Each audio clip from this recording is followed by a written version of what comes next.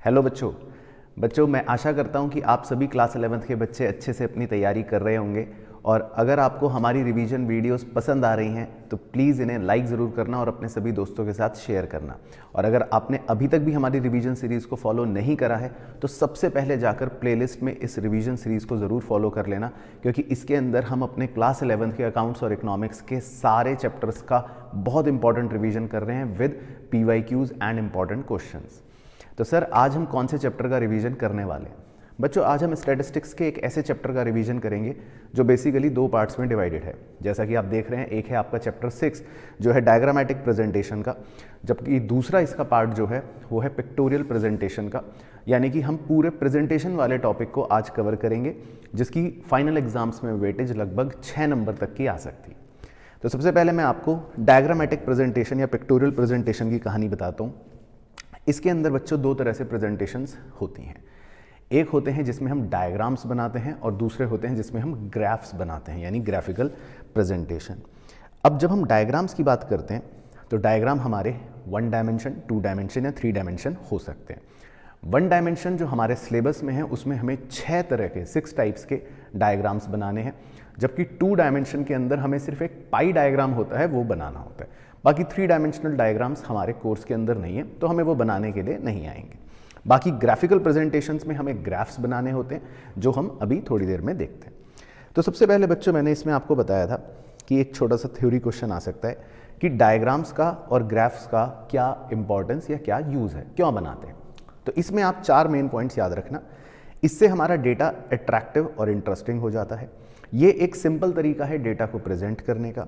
इससे कंपैरिजन करना भी आसान हो जाता है।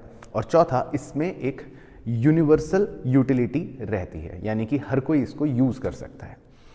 फिर अगर क्वेश्चन हमसे पूछे कि डायग्राम बनाने के कुछ जनरल रूल्स बताओ, तो हम कहेंगे कि डायग्राम की एक सूटेबल हेडिंग देना ज़रूरी है। डायग्राम एडिक्वेट साइज़ का होना चाहिए, ऐसा भी नहीं कि बहुत बड़ा या बहुत छोटा, समझ ही ना आए। दूसरा, हर चीज़ विड्थ और हाइट अप्रोप्रिएट होनी चाहिए, तो जो अभी हम डायग्राम्स में देखेंगे।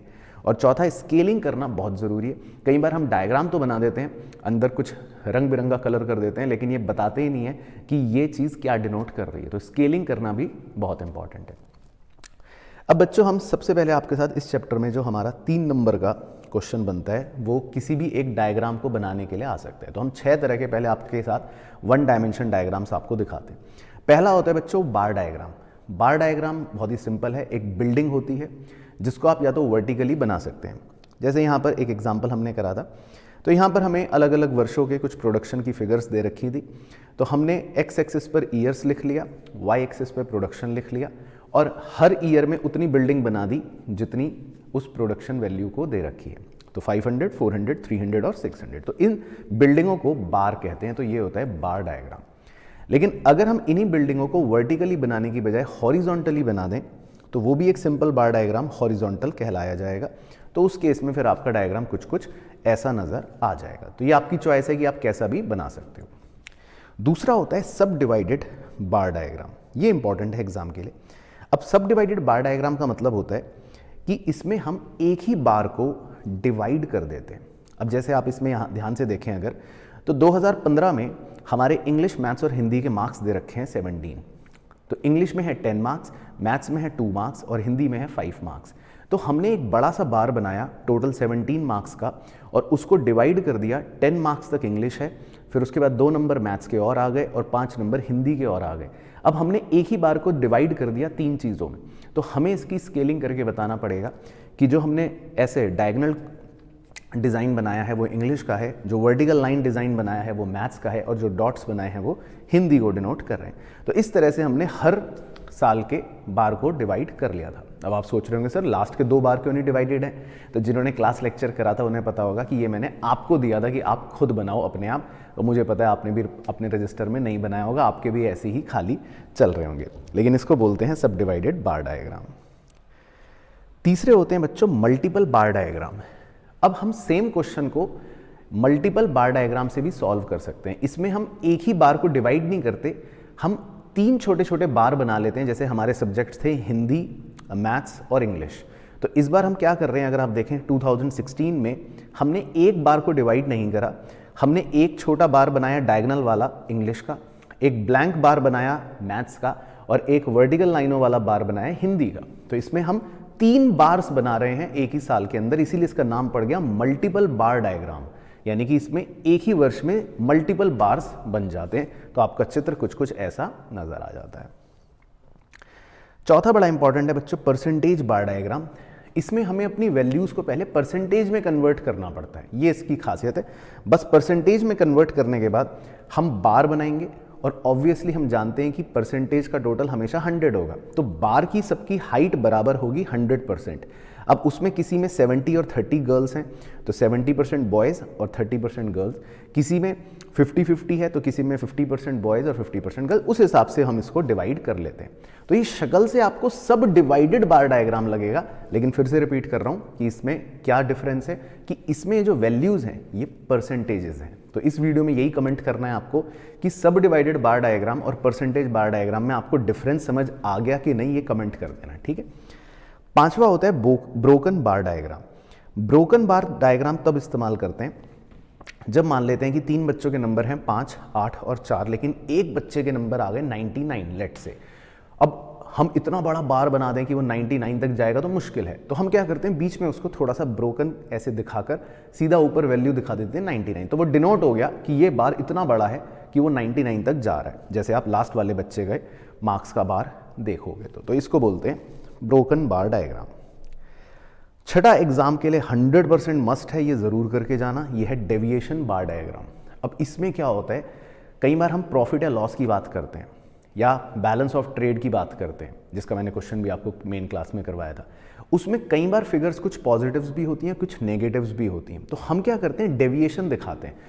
प्रॉफिट्स हैं, पॉजिटिव्स हैं तो बार ऊपर की तरफ बन रहा है, लॉस है, नेगेटिव है तो बार नीचे की तरफ बन रहा है, तो इसको बोलते हैं डेविएशन बार डायग्राम। तो ये एग्जाम में ज़्यादा आता है, तो आप इसको एक बार ज़रूर देखना। फिर था बच्चों हमारा एक पाई डायग्राम, जो मैंने कहा था कि वो भी हमें इस डायग्रामेटिक प्रेजेंटेशन में देखना होता है। तो पाई डायग्राम जो होता है वो एक गोल मटोल सा ऐसा पाई की तरह होता है। अब हम जानते हैं कि जो फुल सर्कल होता है उसका हमारा कितना डिग्री एंगल बनता है, 360 डिग्री। तो हमें हर आइटम को पहले डिग्रीज में कन्वर्ट करना पड़ता है। तो इसमें आपकी खासियत ये है, लेट्स से कि आपके 4 सब्जेक्ट्स के मार्क्स दे रखे हैं 40, 60, 50 और 50। तो आपको पहले इसका टोटल करना है, वो है 200, और हर मार्क्स की डिग्री बनानी है। और डिग्री कैसे बनानी है वो रेड कलर से फोकस कर लेना। जो भी आपके मार्क्स हैं 40, उसको डिवाइड करना है टोटल से 200 इंटू 360 डिग्री, तो वो आ गया 72 डिग्री। इसी तरह 60 मार्क्स बन गए 108 डिग्री, 50 मार्क्स बन गए 90 डिग्री एंड सो ऑन। अब इन डिग्रीज को जब हम एक गोले के अंदर प्लॉट करते हैं तो कुछ कुछ इस तरह से आपका बार डायग्राम नजर आना शुरू हो जाता है। यानी कि जो 108 डिग्री है वो आ गया, 90 डिग्री आ गया, 90 डिग्री आ गया, 72 डिग्री आ गया, और फिर हम उनकी स्केलिंग कर देते हैं कि कौन सी चीज़ क्या है। तो ये बेसिकली होता है हमारा पाई डायग्राम। तो आई होप आपको डायग्राम्स पहले अच्छे से समझ आ गए होंगे कि क्या क्या डायग्राम्स हैं। अब इसके बाद बच्चों हमने पढ़ा था अपना ग्राफिकल प्रेजेंटेशन, यानी कि जिसमें हमें ग्राफ्स बनाने थे। तो मैंने इसमें आपको बताया था बच्चों कि हमारे सिलेबस के अनुसार हमें फ्रीक्वेंसी डिस्ट्रीब्यूशन के ग्राफ बनाने होते हैं, जो बेसिकली हमारे कोर्स में 5 तरह के होते हैं। तो एक बार हम ग्राफ्स को भी देखते हैं कि किस तरह से हमारे को 5 प्रकार के ग्राफ बनाने। तो अगर मैं पहले ग्राफ के कंस्ट्रक्शन की बात करूं तो ये तो मैं मान के चलता हूं कि सबको पता ही है कि इसमें 4 क्वाड्रेंट्स होते हैं, दोनों की वैल्यूज पॉजिटिव तो quadrant 1, X negative Y positive तो क्वाड्रेंट 2, एक्स और वाई दोनों ही नेगेटिव तो क्वाड्रेंट 3, और एक्स पॉजिटिव और वाई नेगेटिव तो क्वाड्रेंट 4। अब हमें जब ग्राफ बनाने हैं तो वो कौन कौन से बनाने, एक बार वो आपको अच्छे से दिखा देते हैं। तो सबसे पहले बच्चों हमें जो ग्राफ बनाना होता है उसका नाम है हिस्टोग्राम। अब हिस्टोग्राम के अंदर आपको ये ध्यान रखना है कि बार डायग्राम और हिस्टोग्राम में ये फ़र्क होता है कि बार डायग्राम में बिल्डिंगें दूर दूर होती हैं, लेकिन हिस्टोग्राम में बिल्डिंगें आपस में चिपकी हुई होती हैं। अब क्योंकि वैसे भी हमें फ्रीक्वेंसी डिस्ट्रीब्यूशन का ग्राफ बनाना है, तो इसमें आपको हमेशा क्लास इंटरवल दे रखे होंगे। जैसे आप देख रहे हैं ये क्लास इंटरवल हैं जो 0 to 10, 10 to 20, 20 to 30 यानी म्यूचुअली एक्सक्लूसिव वाले क्लास इंटरवल हैं, और इनकी फ्रीक्वेंसी दे रखी है। तो इस तरह से आपका एक हिस्टोग्राम नज़र आ जाएगा, जिसमें हर क्लास इंटरवल के ऊपर उतने लेवल तक का आपको एक तरह से बिल्डिंग नज़र आ जाएगी जितनी उसकी फ्रीक्वेंसी है। तो दिस इज हिस्टोग्राम। अब अगर इसमें आपको मिड पॉइंट्स दे रखे हों और फिर बोले कि हिस्टोग्राम बनाओ, तो पहले आपको मिड पॉइंट से क्लास इंटरवल में सीरीज चेंज करनी पड़ेगी और फिर हिस्टोग्राम बनाना पड़ेगा। मिड पॉइंट से क्लास इंटरवल कैसे निकालते हैं वो मैं मान के चलता हूँ कि आपको आता ही है, लेकिन अगर फिर भी नहीं आता तो वहाँ पे फॉर्मूला लिखा हुआ है कि आप दोनों मिड पॉइंट्स के डिफरेंस को लेकर डिवाइड कर दें 2 से, तो आंसर आया 5। फिर लोअर लिमिट निकालने के लिए 5 माइनस कर दें और अपर लिमिट निकालने के लिए 5 प्लस कर दें, तो आपका लिमिट बन गया 145 टू 155। तो फिर इस तरह से आपके क्लास इंटरवल्स आ जाएंगे एंड देन आप हिस्टोग्राम बना लोगे। अगर आपको क्लास इंटरवल दे रखे हैं कुछ इस प्रकार से, जिसमें आप कह सकते हो कि अनइक्वल क्लास इंटरवल्स हैं, यानी शुरू में आप देखो तो सिर्फ 5 का गैप है, फिर बीच में 10 का गैप हो गया 30 टू 40, और फिर तो 40 टू 60 और 60 टू 80 20 का गैप हो गया, तो हमें अपनी फ्रीक्वेंसीज को एडजस्ट करना पड़ता है। अब जैसे जो सबसे छोटा गैप है वो है 5 का, तो जैसे 10 टू 15 फ्रीक्वेंसी है 7 तो वो 7 रहेगा, 15 टू 20 फ्रीक्वेंसी है 19 तो वो 19 रहेगा। लेकिन जब 30 टू 40 हो गया लाल रंग वाला, यानी कि 10 का गैप है और उसकी फ्रीक्वेंसी है 12, तो अब हमें उसको गैप को आधा करने के लिए 2 से डिवाइड करना पड़ेगा, तो एडजस्टेड फ्रीक्वेंसी बन गई 6। इसी तरह जब 40 टू 60 20 का गैप है और उसकी फ्रीक्वेंसी है 12 और हमारा मिनिमम गैप है 5 का, तो हमें 4 से डिवाइड करना पड़ेगा और आंसर आ गया एडजस्टेड फ्रीक्वेंसी का 3। तो इसकी थोड़ी प्रैक्टिस करना, तो फिर आपको जो हिस्टोग्राम नज़र आएगा वो कुछ ऐसा नज़र आएगा। ये आपका हिस्टोग्राम होगा। तो 5 to 10, 10 to 15, 15 to 20, 20 to 25, 25 to 30 में तो नॉर्मल बार है 5-5 के गैप के ऊपर। फिर 30 टू 40 में कंप्लीट एक बड़ा ग्रीन रंग का बार है 6 फ्रीक्वेंसी एडजस्टेड वाली। 40 टू 60 में फिर एक और 3 फ्रीक्वेंसी, और 60 टू 80 में एक और 2 फ्रीक्वेंसी एडजस्टेड वाली ऐसे नज़र आएगी। तो ये भी स्पेशल क्वेश्चन है, ये ध्यान रखना। अच्छा, 14 एग्जाम्पल आपको बताया था कि कभी कभी सीरीज म्यूचुअली इंक्लूसिव दे रखी होती है, यानी 5 टू 9, 10 टू 14, 15 टू 19 इस तरह से, तो आप उसको म्यूचुअली एक्सक्लूसिव में कन्वर्ट कर लोगे जैसा यहाँ पर दे रखा है और फिर अपना हिस्टोग्राम बना लोगे। तो ये हो गए हिस्टोग्राम के प्रकार। अब दूसरा होता है बच्चों line frequency curve. Line frequency curve में हमारे पास डिस्क्रीट सीरीज होती है जैसे यहाँ पर दे रखी है, और इसमें हम फ्रीक्वेंसी के लेवल को मार्क करके हिस्टोग्राम नहीं बनाते, सिर्फ एक लाइन खींच देते हैं जैसा आपको डायग्राम पे नजर आ रहा है। तो जिसकी जितनी फ्रीक्वेंसी उसकी लाइन वहां तक पहुंच जाएगी, तो इसको बोलते हैं लाइन फ्रीक्वेंसी कर्व। अब तीसरा होता है बड़ा इंपॉर्टेंट फ्रीक्वेंसी पॉलीगॉन। ये 2 तरह से बनाया जा सकता है, एक है विद हिस्टोग्राम, एक है विदाउट हिस्टोग्राम। इसमें कोई अंतर नहीं है वैसे तो।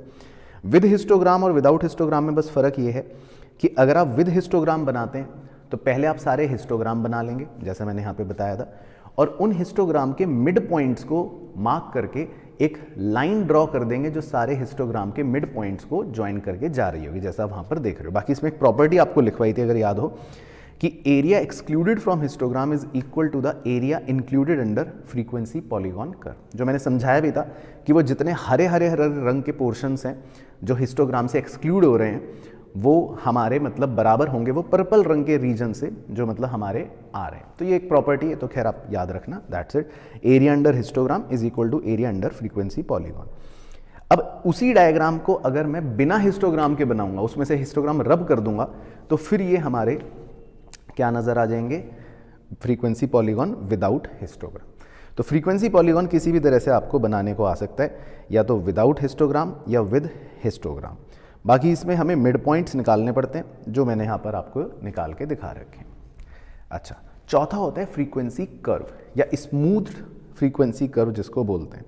तो ये भी एक तरह से फ्रीक्वेंसी पॉलीगॉन ही है, बस इसमें स्ट्रेट लाइन नहीं बनानी, इसमें हमें एक फ्री हैंड से लाइन बनानी है। तो बस यही इसमें थोड़ा सा डिफरेंस होता है। अगर आप ध्यान से ऑब्जर्व करो, यहाँ पर जो लाइन बना रहे हैं हम पॉइंट टू पॉइंट ज्वाइन कर रहे हैं, वो बिल्कुल स्केल से सीधी लकीर ज्वाइन कर रहे हैं, लेकिन फ्रीक्वेंसी कर्व के अंदर हम फ्री हैंड बिल्कुल मतलब स्केल से नहीं जोड़ना, एक फ्री हैंड स्मूथ कर्व बनाना है, इसलिए इसका नाम पड़ गया स्मूथ फ्रीक्वेंसी कर्व या फ्रीक्वेंसी कर्व। पांचवें बहुत इंपॉर्टेंट है बच्चों एग्जाम के लिए, इसकी प्रैक्टिस आप जरूर करना, इसका नाम है ओजाइव्स। ये 2 टाइप के होते हैं। अब देखो इसमें हमारा क्या फंडा होता है, हमें क्लास इंटरवल और फ्रीक्वेंसी दे रखी होगी, तो आपको पहले क्लास इंटरवल्स और फ्रीक्वेंसी को कन्वर्ट करना है लेस देन वाली फ्रीक्वेंसी और क्यूमुलेटिव फ्रीक्वेंसीज में, और इसी तरह मोर देन वाली क्यूमुलेटिव फ्रीक्वेंसीज में, तो फिर आपकी दो सीरीज बन जाएंगी, एक रेड कलर वाली लेस देन वाली सीरीज और एक ग्रीन कलर वाली मोर देन वाली सीरीज।